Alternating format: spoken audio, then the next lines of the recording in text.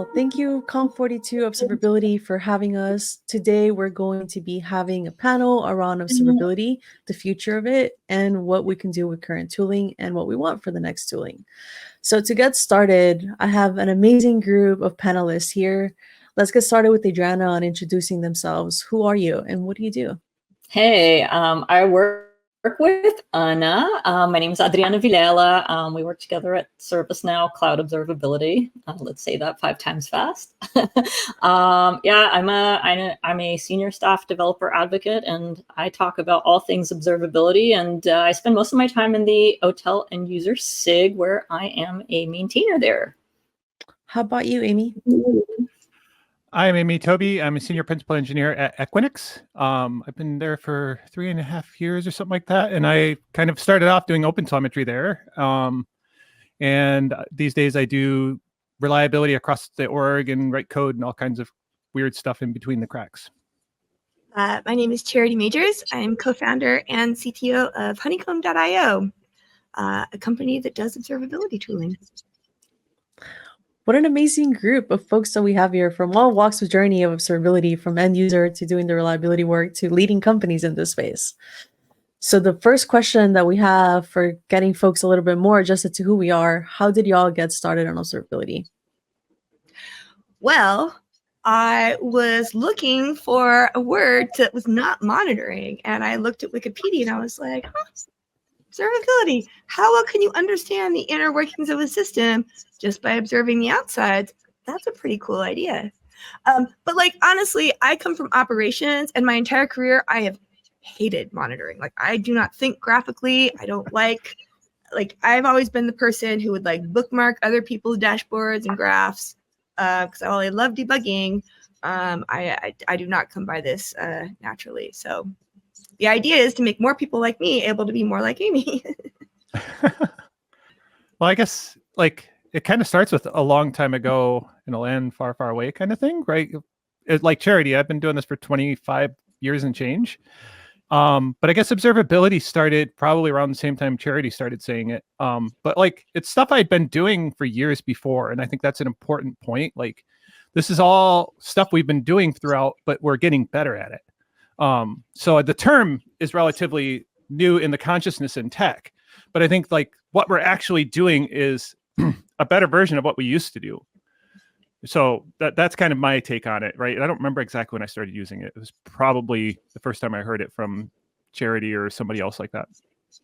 For me, I got into observability because of Charity. I stumbled across one of your tweets randomly one night and started following you on Twitter. And then I got like really into it when I was hired to be a manager on an observability team at 2 Cows. That 2 Cows, if anyone remembers those days. I do remember.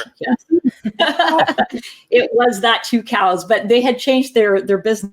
So obviously it wasn't like downloading Windows software. They were doing domain wholesale when I joined. So anyway, yeah, so I was hired to manage this observability team, and I was like, oh shit, I better know what this thing is if I'm going to manage a team. And so I started like educating myself and asking lots of questions on the interwebs and blogging about it to educate myself, and discovered that I really like this stuff. So that's how I got into it. And you were so good at it. Like, I just remember these articles starting to pop out from out of nowhere, just like you kept writing about all these things, but it was like so succinct and so well informed and so grounded in actual experience. And I was like, this person knows what they're talking about. This is cool. We should be friends.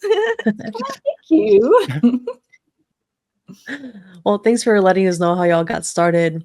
And if now in your journey, like what is one thing that you wish you can get across, like any attendees had, like only one thing that you can nail down today? The way you're doing it now is the hard way. Oh my God. Like I don't know how many times somebody's been like, wow, our team hasn't really mastered like observability 1.0 stuff. So I don't think we're ready for 2.0, which is something we would never say about any other version. I'm not ready for MySQL 12. We haven't found all the bugs in MySQL 8 yet. You know, the way people are doing I'm going back to Windows 3. It's all about the Windows 3. Yeah. Like the level of difficulty of dealing with metrics and cost management and trying to like, because, metrics time series databases store no connective tissue. They store no context, no relational data. And so when you're trying to understand your systems, the only thing that connects your dashboards and your logs and your traces and your RUM and your API, only thing is you sitting here guessing and like remembering past outages and having instinctive, intuitive leaps. It's really freaking hard, and it can be so much easier. I want charity on that, but I think I'll give it my own flavor, which is most of my career, or at least the last 10, 15 years, a common thing people ask me is, hey, teach me to do that thing you do in incidents, right? And they'll be like, that thing where you show up and you pull up a couple of dashboards and you go, it's this thing, right? Because I have this deep mental model of the system, right? And it's so freaking hard to teach. And basically like what we end up saying a lot of times is like, well, you kind of have to experience it to build that intuition. That's a terrible answer for teaching anybody anything, right? Like people need something to start on. They need some way to start going down that journey instead of being dumped in a sea of, as Charity put it, like contextless metrics. Now, as we move into this easier mode, and we go into the easier way, obviously now I can dump my engineers into, hey, look, this is what your system looks like. And you can click around and explore it and start to see what it's actually doing instead of trying to reason backwards from a bunch of meaningless logs, which actually weirdly gets worse with structured logs. For me, I would say I definitely agree with both of you. I think the one thing that I've noticed is like people still insist on continuing to build shitty products and not take a moment to instrument their code to understand why their products continue behaving shittily.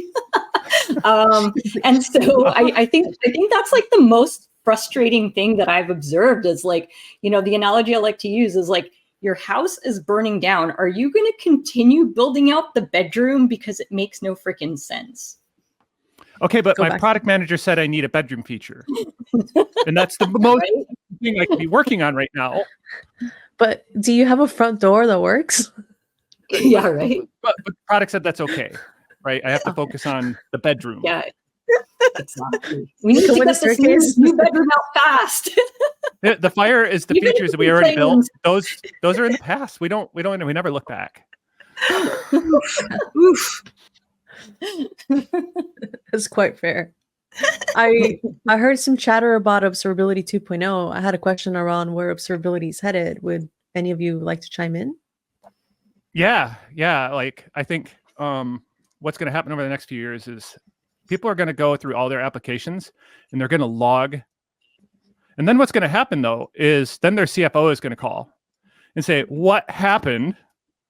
And then people have to come back to the drawing board and start over. And then they're going to start to realize that we need to actually like put some context into this, bundle up more of these attributes and edges or not edges, cardinality, right? Like, but they're the attributes on there and put them in a succinct way so that we get value from that data, right? Because our CFOs aren't like afraid of spending money. That's their whole job. They love it, actually. What they hate is when you spend money on dumb stuff. And so if you want to make your CFO happy, like, don't go put logs on everything. Go and use your judgment to put the right signals in the right places. And usually that's easier in this day and age with like OpenTelemetry auto instrumentation.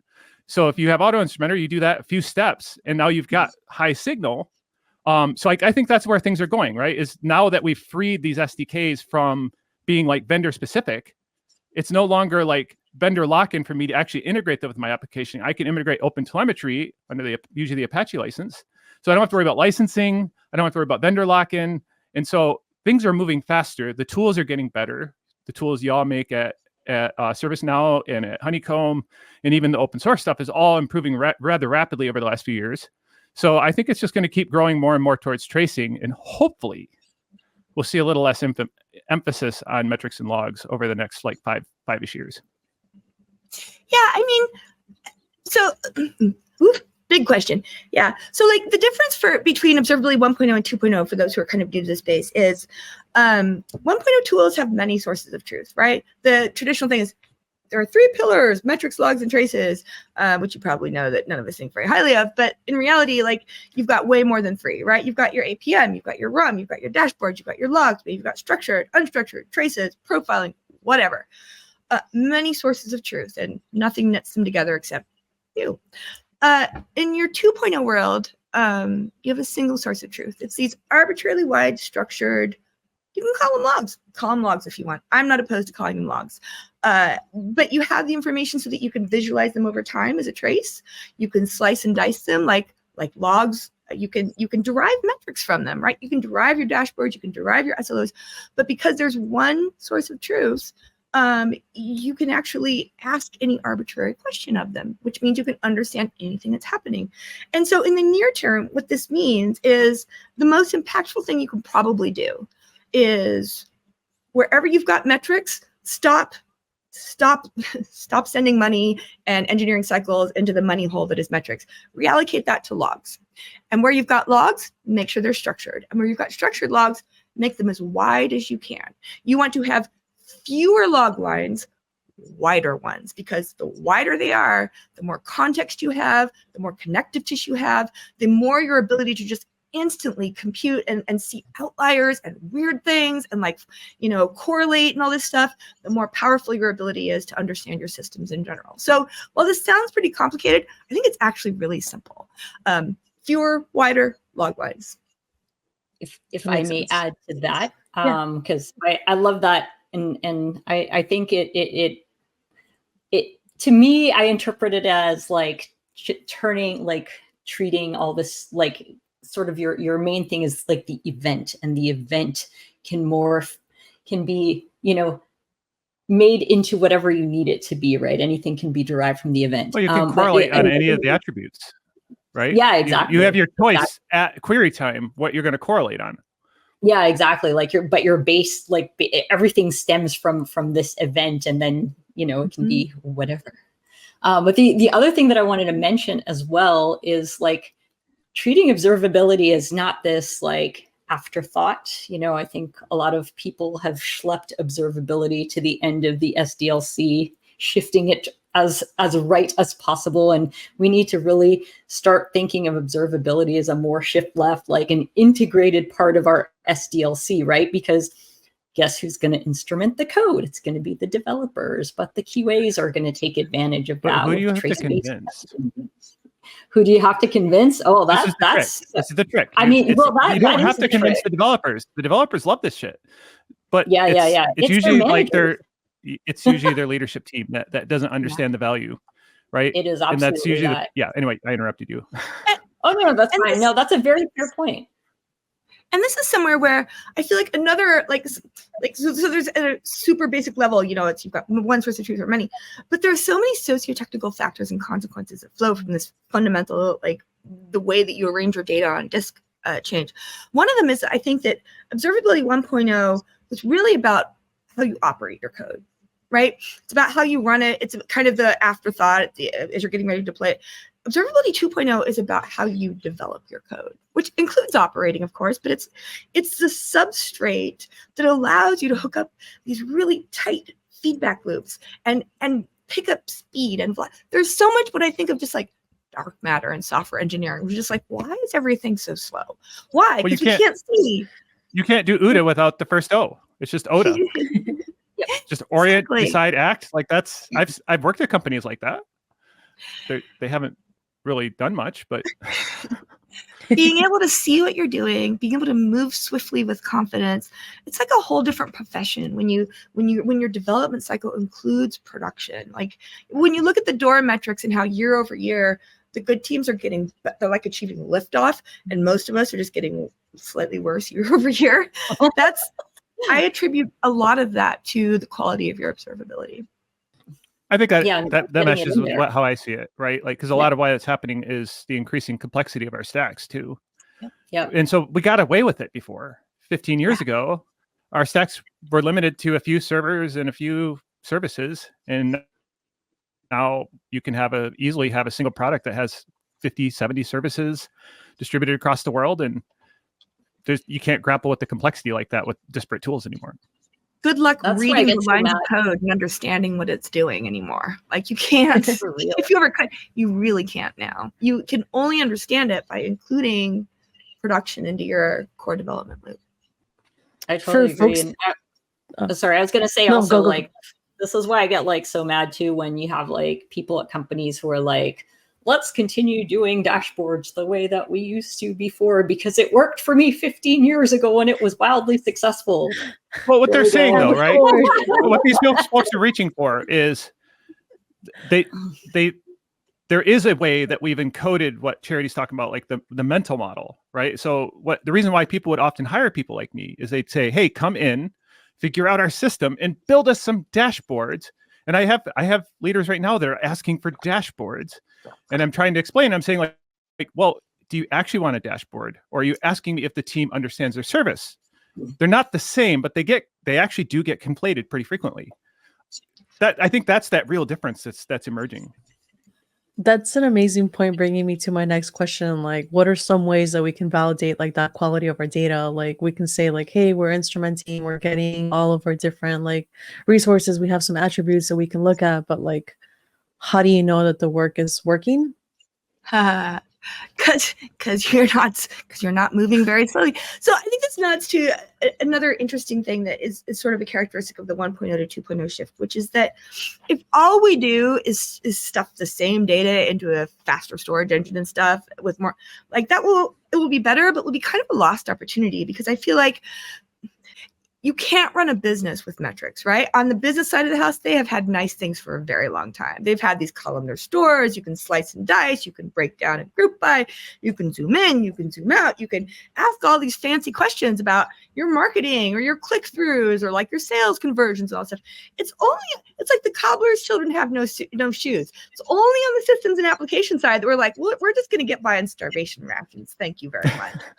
But like the future, I think, as you know, as it becomes increasingly uncool for engineers to just be like, I don't care about the business. All I do is care about the tech, right? Like we know that doesn't work anymore. And yet we're still siloing off business data from application data, from systems data, when all of the interesting questions that you need to ask are a combination. They're a combination of systems, user data, how users are interacting with your systems, application data, and business, right? And like, when you have all of these different teams using different tools that are siloed off from each other, that's why shit gets so slow. How are we going to know when we're doing well? Because we can move fast. And that sounds kind of like hand wavy, but it's actually the only thing that matters. Well, you can't run fast if you're dragging a boat anchor behind you, right? And if you don't have good tools to understand where you are and where you're going next, might as well just tie that boat anchor up.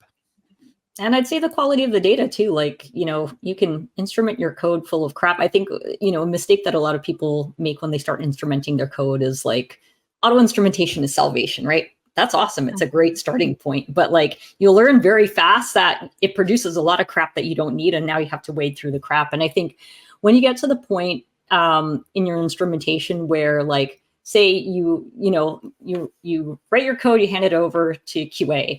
If your QAs can start to figure out why a problem is occurring when they're like running their tests and go back to the developer and say, hey, I know why you've instrumented your code sufficiently. If they can't figure out what's going on, then it's also an indicator you haven't instrumented your code sufficiently.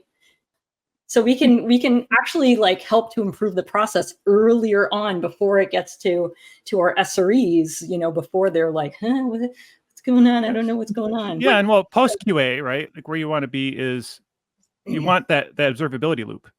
And actually that's how you tell if it's working, is because every time you make a change, if you go out and look at your data, you've now one, gotten value from that data right away. And then two, right, you know that your stuff is working. You're not just the code you wrote, but also your observability system. And so you're just kind of continually evaluating that. And that's, I think, part of the job now, right? Unless you're still in like a waterfall shop, which is still like, honestly, the vast majority of tech. Yeah. In the way that like 15 years ago, we were all getting used to going from a model where my code compiles, it must be good, over to like my tests pass. That's how I know it's good. You know, now I think we're moving into the world where you don't know if it's good if your test pass or not. Like, all you know is that your code is probably logically the magic smoke is still inside the box, right? That's what I tell people. Even back at the beginning, like the first CI/CD system I deployed, it was using smoke test. It was a Python thing way early, right? But the reason why it was called that is from an old EE term, which is called the smoke test, which is the first time you power up a circuit, you put power on it, you don't care about the inputs or outputs, you just see if the magic smoke comes out. Right? If the chip goes and you get a little puff of smoke, you failed the smoke test, right? And most of our unit tests are basically smoke tests, right? We're applying some power and see if the magic smoke comes out. It gets a little bit higher value once you get into functional testing or full integration testing, maybe in a staging environment. Nothing will ever behave the same as production because there are so many freaking parameters that we can never reproduce, because production isn't production from moment to moment either. Yeah, people should never ship a diff without validating. It's doing what I expect it to do, and nothing else looks weird.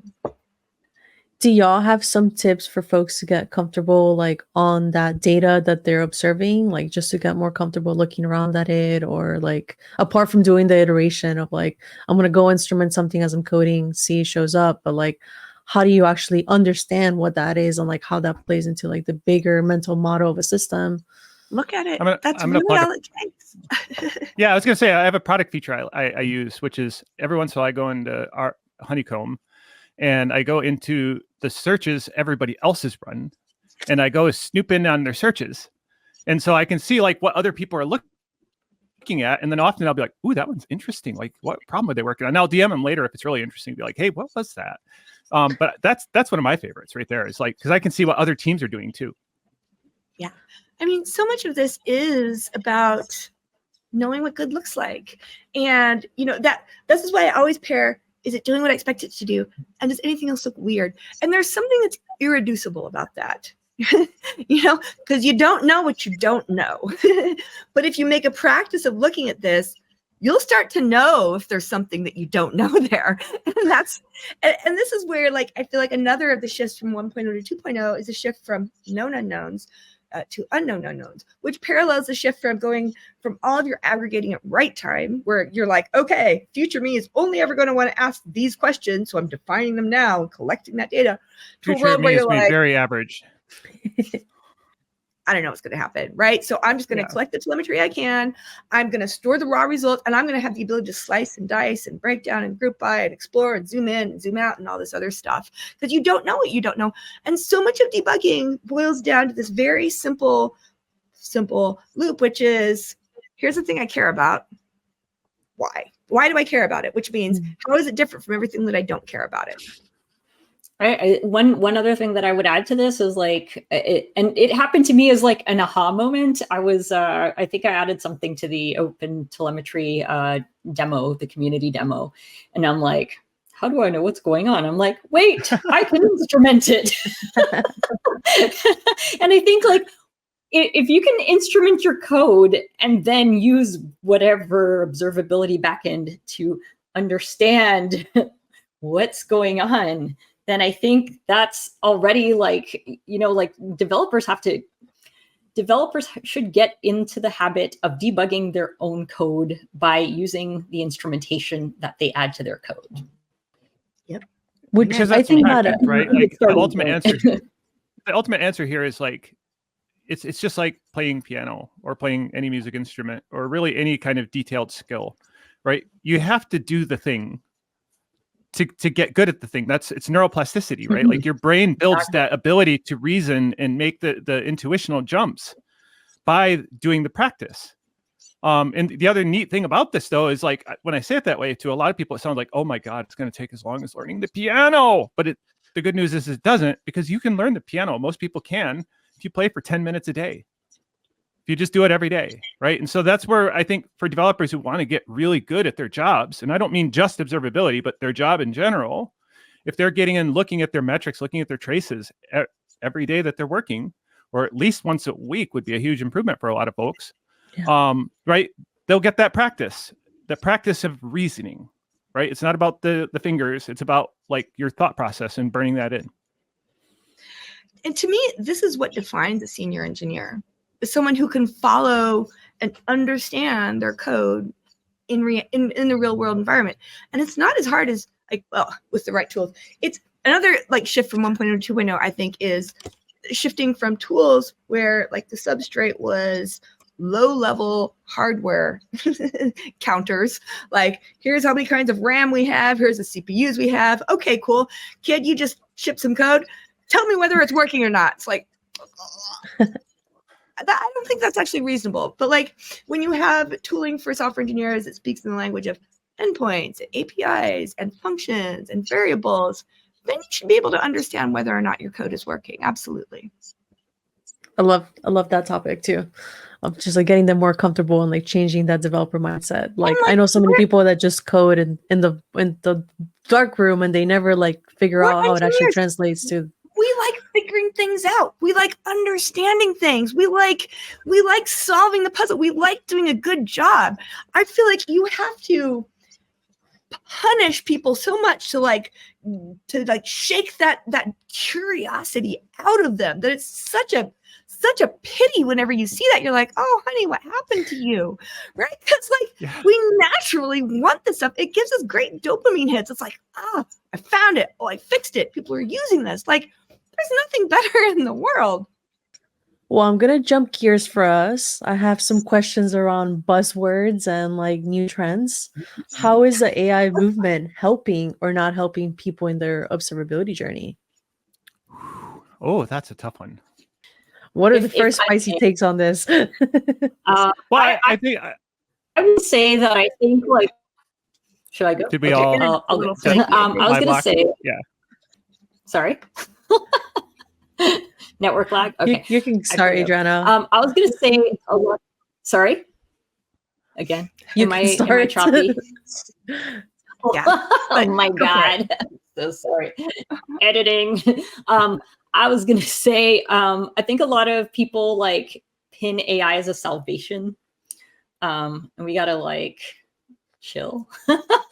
I see AI as an assistive technology, your buddy, where it's like, hey, you might want to look at this. But ultimately, it's you, the human, who's going to say, all right, AI, interesting, but you're full of crap. Or, all right, AI, interesting, this warrants, further investigation. That's the way I see it. But I think people trying to like, I don't know, just make AI like front and center, the star of all the things, like, gotta chill. So my spiciest take is that there are a lot of observability vendors in the space who are slathering AI on their products to try and patch over the fact that they don't have any connective data on the back end. They're like, well, shit, what we really want is just to be able to compute outliers and stuff, but we didn't store that data. So what if we just stab around in the dark and see if we can guess? Like when it comes to, so there are deterministic to be honest, problems. that's some people's whole personality, Charity. I mean, I shouldn't speak ill of yeah, you're right. There are deterministic problems and there are non-deterministic problems. And I think that there's a lot of promise for generative AI when it comes to non-deterministic problems, like the sort of messy work of, every engineer knows their corner of the system intimately, but you have to debug the entire thing. So maybe we can use generative AI to sort of like learn how experts are like interacting with their corner of the system and use it to bring up everyone to the level of the best debugger in every corner of the system. That seems like a reasonable use. Or like the honeycomb use cases, which is natural language. Ask questions about your system in natural language. Awesome. But when it comes to like deterministic things like, here's the thing I care about, how is it different from everything? You don't want AI for that. You want computers for that. You want it to compute and tell you what's different about the thing you care about, which you can do very quickly and easily if you have simply captured the connective tissue. So I also feel like there's a lot of like anything that's been shipped under the AI ops. I don't think I've ever heard anyone say anything genuinely good about any of it. So like, hey, double exponential smoothing is a great forecasting algorithm. And I can call it AI if I want to. That's true. In that case, we use AI to bubble up insights. You got to get your marketing on that, Charity. Got to get our marketing on that. I So, think that there's some good stuff there, but the other thing about generative AI is at this point, we're really just using it to generate a lot of lines of code. Like this guy I work with has this great quote about, it's like having a really energetic junior engineer who types really fast, which is like, okay, but writing code has never been the hard part of software, and it will never be the hard part of software. And in some ways, we're just making the hard parts of software much harder by generating so much shitty code. Yeah, I wanted to touch on something Adriana said, which I think you said for a solution. And so what I think people are missing is that, like, what are the AI people desperate for? And what I think a lot of people are actually desperate to solve is I mentioned earlier, complexity, right? Is over the last few years, the complexity of everything that we build and operate has gotten out of control. 10 years of free money and whatever else happened, right? We just built these stacks. We've got so much going on. And like, people are struggling. People who, maybe weren't there for the whole journey, people just younger than me and Charity, like, that are just looking at how much stuff there is and going, well, where do I even start? Right. And I think leaders are doing this too. And that's why the sales pitches are so damn effective, is because they're sitting there going like, how do I grapple with this huge monstrosity I built and that I'm responsible for and I'm accountable for, which is what they really care about, and find answers. And this is the age-old human behavior, right? We look for answers anywhere we think we might find them. Whether it's a guru or it's a machine that's babbling out the next syllable that it thinks you want to hear, still the same human desire and drive to find answers for, like, what the hell is going on? Makes a lot of sense. It's easy to just slap AI to bring in more numbers or just bring in more clicks anywhere. So definitely it's proceed with caution, but I definitely really like the example of like not using natural language to answer debugging questions where it's like you just don't know where to look or what operation you need to call for, but there is a little helper. Like I keep calling AI kind of like Clippy, so it's like always thinking of it as a little helper that you're dragging on, but like they're not going to do everything for you. I do think that like we need to be really mindful of the fact that AI systems are more complex than anything else that we've built. And when it comes to understanding complex systems, there are two kinds of tools. There are tools that try to help you grapple with that complexity, and there are tools that obscure that complexity, which is why you need to be really careful which end you're pointing this insanely complex tool at, because if you point a tool you can't understand in a direction that makes everything else harder to understand, you should just give up. You really want to make sure that you're pointing tools that are designed to help you deal with that complexity in a way that leads you to answers, not impressions. There are some workloads where impressions are fine, right? Or where like close enough is fine and it's good enough, and it's, we'll just hit reload and try again. And then there are some that aren't, and it really behooves you to know the difference. In terms of other topics that everyone's buzzing about, platform engineering, how do you see the relationship between observability and platform engineering evolving? This is such a good question. I mean, I feel like platform engineering. So there are two things that really predict a really good honeycomb customer right now. And one of them is companies that can attach dollar values to outcomes, like delivery companies, banks, whatever. Every request, it matters. You need to understand it. And the second one that I've been thinking about recently is, right now we are not super successful with teams that are really firefighting, ones that can't put their eyes up and plan.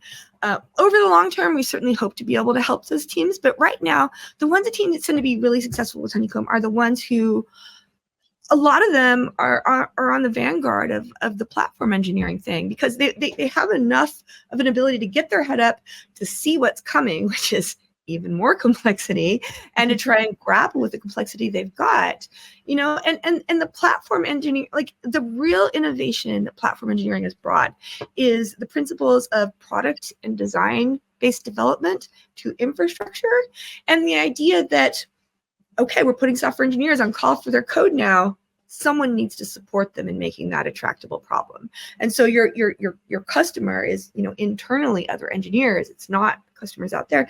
And I think that those two things, not every team that calls themselves a platform engineering team has adopted those two things, but the teams that have whether or not they call themselves platform engineering teams, are really turning into full force multipliers and like accelerators for the companies that they're at, I think.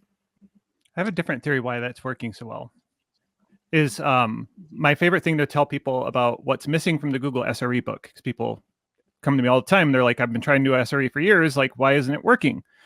And the primary difference, the thing that wasn't in the book, was there's a dude high up in the Google leadership team who ran SRE. And he sat with the VPs. He sat at the VP table and then the SVP table. That's why it worked. Had nothing to do with any of that other crap. Right? Like, they're good ideas, right? But like, there's good tech, there was good ideas. SLOs are a good idea, right? But like, the reason SLOs worked is because there was executive support to go do the damn things, right? And so what I think we're seeing with platform engineering is like, platform engineering often emerges when some leader takes that position of power, right? And often that comes with the responsibility to act like a product, you know, and that's how you get the buy-in. That's how you build up that social power that lets you go and do the things that you want to do. Like, hey, let's go out to all the teams and have them implement OpenTelemetry. That would be great. That would put us up above waterline so we could actually start thinking again, right? But actually getting that moving, like Charity was talking about, with those teams that are stuck in firefighting mode, they do not have the power to escape it, right? And so as soon as like somewhere in that organization, the thing clicks, right? Things in the leadership team click and they go, oh, we actually have to care about availability. Let's do platform engineering. We'll hire a director of platform engineering. That person shows up and starts advocating. And finally, there's advocacy for infrastructure up in the leadership table. And I think that's the real reason why it works. That is such a fascinating theory. And I might actually buy it, or a lot of it. I think that maybe another way of looking at it is just that historically, it's so easy for senior leaders, especially those who don't have engineering backgrounds, to feel like the only valuable part of engineering is features and like building product that we can sell. And there's this whole iceberg of shit that if you don't do it is going to bite your ass. And the longer you go without doing it, the more it's going to bite you, you know? And like, if you don't have a leadership chain that understands that and will give you air cover to do it, then you're driving your company into a ditch. I so That's agree like most with of that. them, though. I experienced this firsthand at a couple of places. Like I worked at a place where they were doing a DevOps transformation. And at the end of the day, you know, it looked like there was executive buy-in. And at the end of the day, and it ended up not being, because when we actually tried to do anything meaningful, and especially like we got great at creating, you know, CI pipelines, but when it came time to deliver the code, the folks in ops were like, no, I want to do things manually. I want to make overtime pay by restarting services manually because, you know, I'm monitoring emails all night long. And the executive in charge somebody's of this, job depends on it being bad.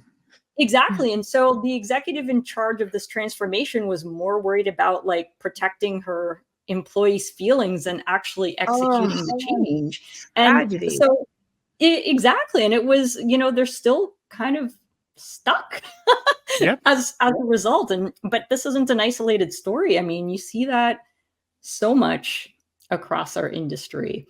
And so, yeah, if you don't have that buy-in from executives, no worky. But also like, if you don't have that convergence from, you know, the ICs, right? There are so many ways that this can fuck up. There are so many ways. Like it's like the Dostoevsky quote about how every unhappy family is unhappy in its own special way, right? Yeah, every transformation story can fuck up in its own special way. It's really hard to do. There are countless potholes and foot guns.